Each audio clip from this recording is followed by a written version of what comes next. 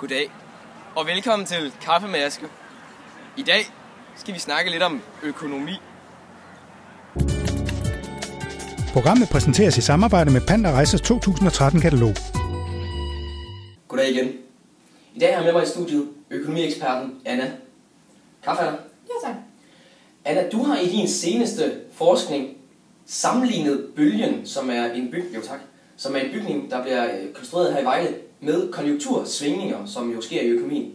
Hvordan hænger det sammen, Anna? Jamen, det er jo det, jeg valgt at gøre, fordi at jeg synes, bølgen er jo et perfekt symbol på den bølge, som de her konjunktursvingninger er. Og vi kan se ude på den bølge, der ligger lige herude ved siden af os. Det er yderst naturligt, at det svinger en smule i økonomien. Det kaldes konjunktionssvingninger. Der findes typisk 4 faser.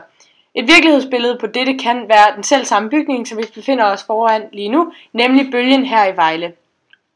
Den sidste bølge, der var blevet bygget, er et billede på den finanskrise, vi havde i 2007, som er et eksempel på et af de mange stød, vi oplever i økonomien. Mange amerikanere i 2007 kunne ikke betale deres husleje, derfor kunne bankerne ikke låne i den samme grad til nye investeringer. Efterspørgelsen på huse faldt, og tvangsauktioner af huse opstod. Forbrugerne havde ikke lige så mange penge til rådighed, så derfor faldt forbruget, og produktionen i samfundet faldt også. Flere begyndte også at blive arbejdsløse. Det påvirkede ikke kun USA, men også Danmark.